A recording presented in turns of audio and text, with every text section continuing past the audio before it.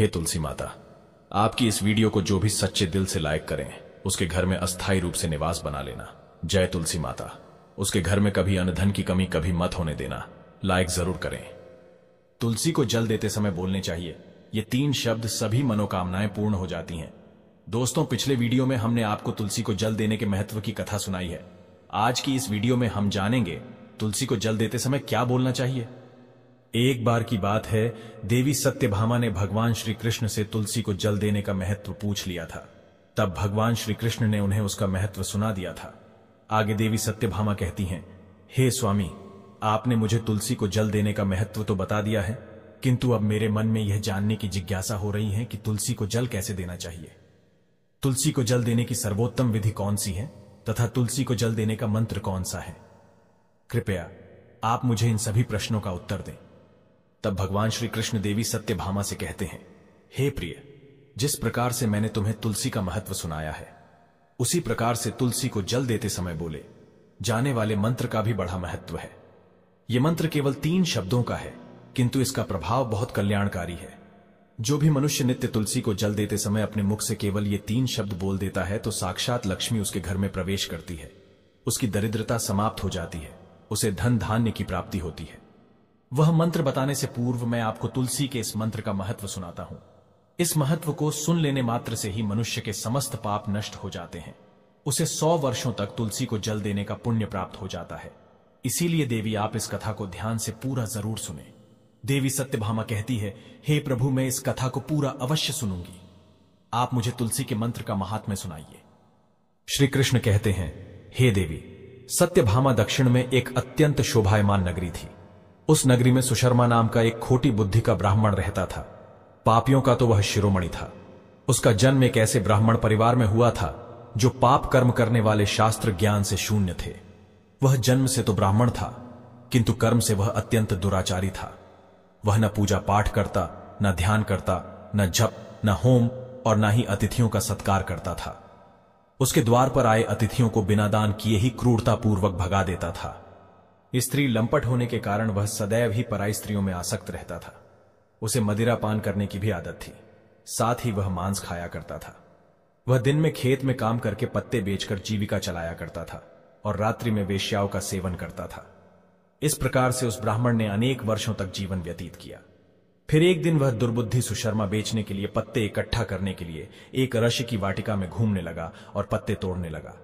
तभी एक काल रूपधारी काले सर्प ने उस ब्राह्मण को काट लिया और उसी समय पर उसकी मृत्यु हो गई। उसके बाद 2 यम के दूत उसे लेने के लिए उस स्थान पर प्रकट हुए और उसे उठाकर यमलोक ले जाने लगे। मार्ग में वह यमदूतों के सामने बहुत विलाप करने लगा, हे दूतों, मुझे कहां ले जा रहे हो? मुझे छोड़ दो, मेरे प्राण बख्श दो। किंतु यमदूत उसे यह कहते हुए ले जाने लगे, अरे दुष्ट ब्राह्मण, तेरे पाप कर्मों के कारण तुझे सांप ने काट लिया है। अब यमराज तुझे अवश्य घोर नरक में डाल देंगे। फिर यम के दूत उस ब्राह्मण को लेकर यमलोक पहुंचते हैं और यमराज के सामने खड़े हो जाते हैं।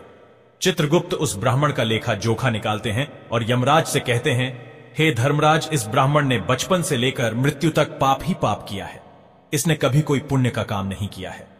फिर धर्मराज अपने दूतों से कहते हैं, हे दूतों, इस घोर पाप करने वाले ब्राह्मण को उठाकर ले जाओ और इसे नरक में डाल दो।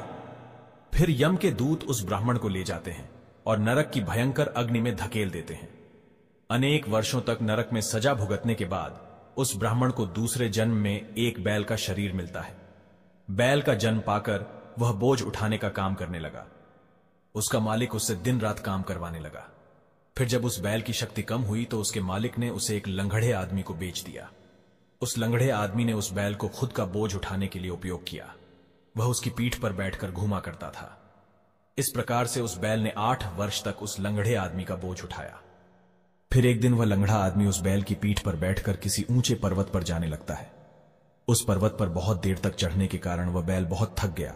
उसकी शक्ति क्षीण हो गई और कुछ समय बाद वह बैल बहुत जोर से मूर्छित होकर जमीन पर गिर पड़ा और अंतिम सांसें लेने लगा। तभी वहां पर खड़े लोगों को उस बैल पर बड़ी दया आ गई और वे उसके मुख में पानी डालने लगे। फिर उन लोगों में एक पुण्यात्मा व्यक्ति था। उसने उस बैल का कल्याण करने के लिए अपना पुण्य उस बैल को दे दिया।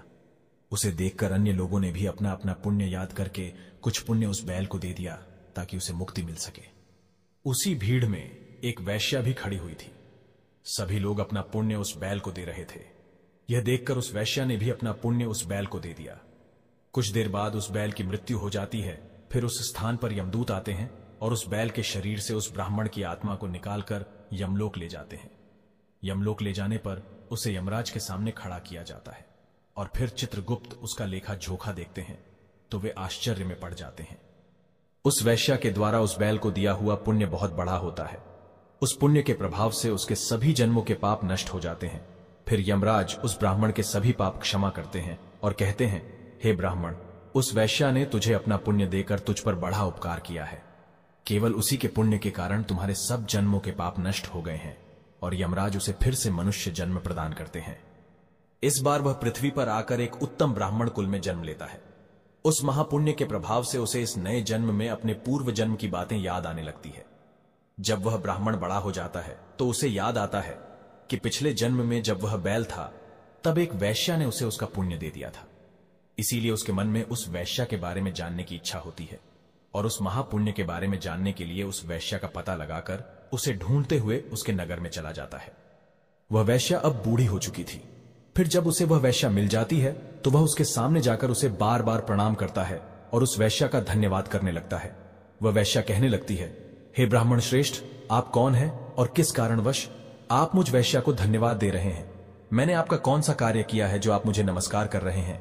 तब वह ब्राह्मण कहता है, हे माता, मैं वही बैल हूं जिसे तुमने अपना पुण्य दे डाला था। अपने पाप कर्मों के कारण मुझे पिछले जन्म में बैल होना पड़ा था। उस पर्वत पर जब मैं मर रहा था तो तुमने मुझे अपना पुण्य दिया था। तुम्हारे पुण्य के प्रभाव से ही आज मुझे फिर से मनुष्य जन्म मिला है। तुम्हारे द्वारा दिए गए उसी पुण्य के कारण मुझे अपने पूर्व जन्म की सारी बातें याद है। किंतु हे माता, मैं आज यहां पर यह जानने के लिए आया हूं कि तुमने मुझे उस समय पर अपना कौन सा पुण्य दिया था जिस कारण से मेरे सभी जन्मों के पाप नष्ट हो चुके हैं। मैं उस पुण्य के बारे में जानना चाहता हूं। तब वैश्या ने कहा, हे ब्राह्मण श्रेष्ठ, मैंने तो अपने जीवन में कोई पुण्य के काम नहीं किए हैं, किंतु मेरे घर में एक तोता है जो पिंजरे में रहकर हमेशा कुछ बोलता रहता है, जिसे सुनकर मेरा अंतकरण पवित्र हो गया है। उसी तोते के द्वारा बोले गए मंत्र का पुण्य मैंने तुम्हें दान में दिया था। फिर वह वैश्या और वह ब्राह्मण उस तोते के पास जाते हैं और उसे पूछने लगते हैं, हे शुक, तुम कौन सा मंत्र बोलते रहते हो जिससे हमारे जीवन का उद्धार हुआ है? यह मंत्र तुम्हें किसने सिखाया और इस मंत्र का क्या अर्थ होता है? तब उस तोते ने अपने पूर्व जन्म का वृतांत सुनाना आरंभ किया। वह तोता कहने लगा, हे ब्राह्मण श्रेष्ठ, पिछले जन्म में मैं एक ब्राह्मण था। मैं अपने ज्ञान के अहंकार में अंधा हो चुका था। मैंने कभी गुरुजनों का आदर नहीं किया, सदैव ही उनका अपमान किया। मुझे अपने ज्ञान पर इतना अधिक घमंड हो गया था कि जिस कारण से मेरा क्रोध बहुत अधिक बढ़ गया और मैं सभी से द्वेष करने लगा। अन्य मनुष्यों को तुच्छ समझने लगा, विद्वानों का भरी सभा में अपमान करने लगा। फिर कालांतर में मेरी मृत्यु हो गई और मुझे यमलोक ले जाया गया। पूज्य जनों और गुरुजनों का अपमान करने के कारण मुझे तोते के कुल में डाल दिया गया और मेरा जन्म एक तोते के रूप में हो गया। मेरे पाप कर्मों के कारण छोटी अवस्था में ही मेरा अपने माता पिता से वियोग हो गया। फिर मैं पेड़ की डाल पर बैठकर रो रहा था तो उसी स्थान से कुछ मुनि जा रहे थे। उन्होंने मेरी दयनीय पुकार सुनी और मुझे लेकर अपने आश्रम में चले गए। वहां उस आश्रम पर उन्होंने मुझे एक सुंदर पिंजरे में रखा और मेरा अच्छी तरह से ख्याल रखा। वे मुझे नित्य भोजन दिया करते थे और पढ़ाते थे। उस स्थान पर वे ऋषि मुनि, उनकी स्त्रियां और बालक सभी नित्य तुलसी के पौधे को जल देते थे और उसके सामने एक मंत्र का जाप करते थे। उन्हीं के मुख बार बार उस मंत्र को सुनकर मैंने उसे रट लिया और तभी से मैं उस मंत्र को जान गया हूं और वही मंत्र मैं दिन रात बोलता हूं। उस मंत्र के प्रभाव से मेरी कभी मृत्यु नहीं हुई और मेरी आयु 100 वर्ष की हो गई और मैं इतने वर्षों तक जीवित रहा। इसी बीच एक रात को एक चोर उस स्थान पर आ गया और उसने मुझे वहां से चुरा लिया और फिर इस वैश्या ने मुझे उस चोर से खरीद लिया। इस वैश्या के घर पर आने के बाद भी मैं उस मंत्र को बोलता रहता था, जिसे सुनकर इस वैश्या का मन भी पवित्र हो गया और इसने वैश्या का काम छोड़कर भगवान विष्णु की भक्ति करने लगी। उसी मंत्र के प्रभाव से मेरे पूर्व जन्मों के सभी पाप नष्ट हो गए और उसी मंत्र के प्रभाव से इस वैश्या का भी अंतकरण पवित्र हो गया। हे ब्राह्मण देवता, उसी मंत्र के पुण्य से आप भी पाप मुक्त हो गए हैं। इस प्रकार से तोते ने उस ब्राह्मण को और उस वैश्या को सारा वृतांत सुना दिया, जिसे सुनकर वह ब्राह्मण और वैश्या दोनों ही अत्यंत प्रसन्न हुए और फिर वे दोनों ही नित्य तुलसी को जल देकर उस मंत्र का जाप करने लगे। फिर वह तोता, वैश्या और वह ब्राह्मण तीनों उस मंत्र के प्रभाव से दिव्य विमानों में बैठकर विष्णु लोक को चले गए। श्री कृष्ण कहते हैं, हे देवी सत्यभामा, देखा आपने, केवल तुलसी के इस मंत्र के प्रभाव से उस तोते के, उस वैश्या के और उस ब्राह्मण के सभी पाप नष्ट हो गए हैं। इसीलिए प्रत्येक मनुष्य को रोज तुलसी को जल देते समय इस एक मंत्र का उच्चारण अवश्य करना चाहिए। हे देवी, वह मंत्र इस प्रकार है, इसे तुम ध्यान से सुनो। ओम वृंदावने स्वाहा, ओम वृंदावन्य स्वाहा। श्री कृष्ण कहते हैं कि